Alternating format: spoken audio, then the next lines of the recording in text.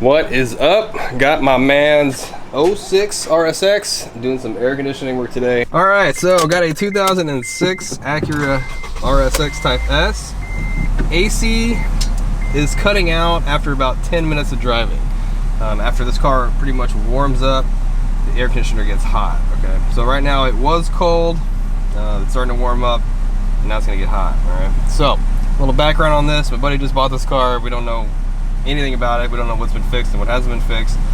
Has 232,000 miles. I did have it in the shop at work, and I did fully charge this thing, so I know it's fully charged with refrigerant. So we're gonna figure out today what exactly is causing this thing to pretty much get warm after 10 minutes of driving. Knowing that it doesn't have a refrigerant leak, I'm not going over leaks and how to find them. I'm kind of gonna go over the other components of the AC system, and we're gonna diagnose this thing.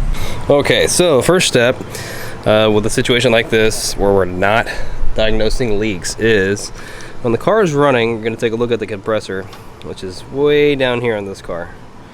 Hopefully the camera will focus, but it's way down there. And we're gonna make sure that the compressor clutch is engaging when the car's running. Okay, that's the very first step. So I'm gonna go start it up and look at that. Went ahead and took the wheel off and the fender liner out so we can see it. On this car, the compressor and the clutch is located right here. And that's the compressor here. And here's the clutch here. We wanna make sure all this is turning when we have the AC on. All right. Compressor's turning, clutch is turning. I'll kind of go over compressor clutch and how it kind of operates and what we're looking for here in a minute. All right, so I have a 240 SX compressor. I kind of explain things. It kind of looks a little bit like that one there. It's a little bit bigger than that one. But basically, you can break this down into a couple different things so you can diagnose different parts of it to see if this is what your issue is, okay?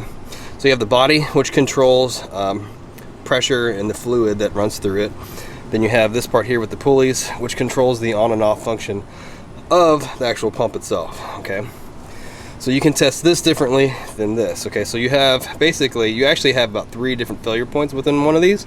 You have the body itself, then you have the off and on function, and within that off and on function, there's 2 things here, okay? So right here on the outside, you actually have a pulley, and then you have a friction material on the outside, and these actually come apart. Okay, and this is part of one thing that can fail on you. All right, you have a coil in here. All right, and this coil has some wiring connected to it. And basically the way this works is that when you turn your AC on, this wire gets 12 volts, activates this coil, which turns into a magnet. And that magnet ends up pulling this plate towards this pulley, like that. And when that happens, all this turns. And when all this turns, the compressor turns. Basically, this outer part here is connected to the pump itself through a bolt, and this guy just freewheels until you activate it. Hopefully that makes sense, but basically you have a failure point here with the friction, and you have a failure point with the coil itself inside failing, because it's just a bunch of wire wound up.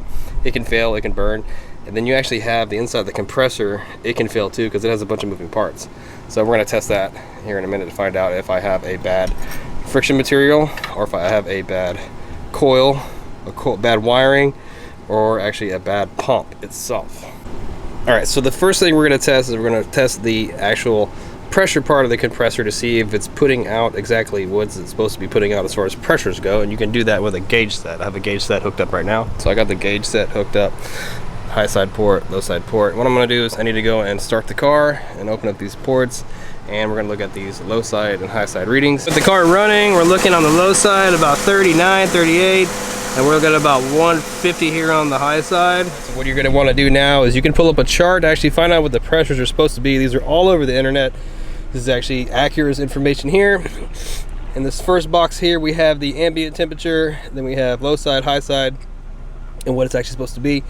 And then right now we have humidity. Okay, right now it's in between 85 and 90 degrees where I'm at right now. So we're looking at this box here, and the humidity is at least 50% right now. So we're looking probably at this middle one here, which is low side, 30 to 45 or 30 to 44 PSI, and then high side we're looking at 153 to 209, which we're in the range of all these, because I think what we had like 40 here, and then we had like 150, 155 here.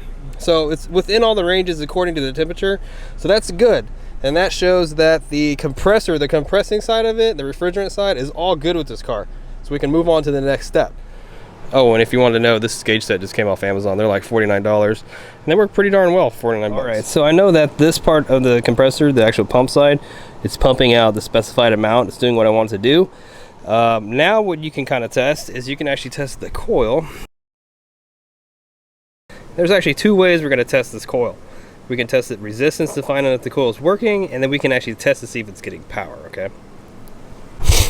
All right, so I got a multimeter out. I have the ground side connected to the ground side of the battery. I have it set on resistance right now. And the red side, I actually have it tapped into the wire that's coming off the coil here, okay? On an Acura TSX, you can get to it. It's actually at the very bottom of the radiator. Let's see if I can show you. All right, so I got it tapped like this, okay? Tapped right in there with one of these cool little taps you can add to your multimeter. You got it tapped in right there, so I don't have to hold it. It actually pinches. This tap here actually pinches the wire. This is a pretty cool little adapter. I'll leave a link down in the description box so you can check that out. You can find them on Amazon. Okay, so with the meter, we got it set the ohms. We're looking at 4.8, 4.7 ohms. Now the spec on a compressor coil is anywhere between 2 and 5. So we're right there, and it's good. It tests good. If it goes below 2, normally you'll have fuses popping. If you have 5, it probably just won't work. All right, anything more than 5. But the next step is going to be to actually test for power and see if the coil is actually getting power. So we're going to go ahead and turn the meter over to voltage. So we got it all set up. I'm going to go start the car up and see if it has power. And it should have like 14 volts, the same power you have here at the battery. All right, AC is running. The coil itself is getting 14.8 volts, which means the car is sending power to the coil itself to engage this, to engage all this. It's actually engaged right now, all right? 13.88, that's good. Now the system also consists of a low pressure switch, and I'll show you how you can kind of test that also to see if that works. All right, so the low pressure switch on this car is located down here in the dryer. Hopefully you can see that. It's gonna be kind of hard to see. Let's see if I can zoom in there. But it's actually this plug down there. I'm gonna unplug it. And basically the way it works is when pressure gets so low in the system, it'll actually cut the 12 volts off to the clutch coil, and that prevents the system from getting damaged. The way you can test that is if we actually turn the system on, it'll show 12 volts here, and if you unplug that guy, you should lose voltage here, okay? And that kind of shows that the switch is working, because that's the way this thing works. Is when it gets low pressure, this little switch basically turns off, it disconnects the connection, and then it just drops power to the compressor. So I'll show you that real quick. Running, compressor has 12 volts. Go ahead and unplug this guy here real quick. And as soon as I do, I shouldn't lose. Just unplugged it, and we got nothing. Unplugged. So the switch it is connected and it is functioning, okay? All right, so under the hood, I got most of the basic things out of the way that could be causing this thing to not work. Okay, there's one more thing, and it's inside the car, and there's a sensor inside the car that can make it not work also. All right, so inside the car, in this area here, you have an evaporator core, and there's a sensor that's actually plugged into the evaporator core. And it actually looks at the temperature of the evaporator core and determines if it's too cold, okay? The evaporator core gets really, really cold, and that's what the air blows off of, and that's how you get cold air. Anyways, I'm not gonna explain how that works, but the sensor itself, it just detects too much coldness, and when it's too cold, it turns the AC off. Well, that's not what's going on here. The AC isn't getting too cold and turning off, okay? The AC is just basically barely working, and then after 10 minutes, it doesn't work anymore. So the part with the evaporator temperature sensor, we don't have to test that one because it's not, that symptom is not happening here where the AC gets freezing cold and turns off. That's usually the symptom there. So that's another thing that can cause the AC to stop working. The compressor clutch has 12 volts. The coil itself measures 4.8 ohms, which is in spec. Everything's engaged right now, but my guy says that after 10 minutes, the cold air stops happening. So next step would be to actually just run this thing for 10 minutes and get it to stop working. Minutes, still got 13, 14 volts going towards the compressor clutch, but the AC has started to get warm, and if we look, the compressor clutch is not turning anymore. You can kind of hear it, it's making a little bit of noise too. but it's not engaging. When it's not engaging, it's not turning the compressor, but it is getting voltage to actually work. All right, so this clutch has power, but it's not engaged. Sometimes when these things are going bad, you can tap on them and they'll engage. Bam, look.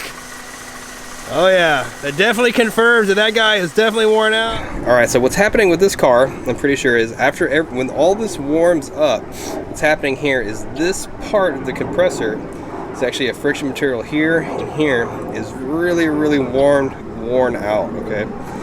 And there's actually supposed to be a certain amount of gap right here. And that gap, when it gets too large, it has a hard time engaging with this guy, all right? When all this gets warm, I think this gap ends up getting a little bit bigger, and it's just big enough where it won't engage. I'm pretty sure that's what's happening here. And the way you fix that is you can actually buy this piece and this piece separate. It's just the compressor clutch, and change it. On this car, it might be a little difficult to do that. You might need some special tools to do that. I'm not going to do that with this car. I'm actually just going to replace the whole compressor, because you probably got to pull the compressor out anyway to be able to replace that, because it's going to be a pain in the butt doing it right there. So I am just going to replace the compressor on this car. Well, that's my diagnosis with this particular car. Hopefully that helped you out. The information, you know, was good enough that it kind of gave you some idea of what to look for with your car. And if you have any questions, you can just hit me up down below. Yeah, I got a couple other AC videos. I'll link at the very end of this one that you can go check out. That might help you out with your situation. Please like, comment, subscribe. You guys take care, be safe. Have a great weekend. Looking forward to see you in the next video. Later, guys.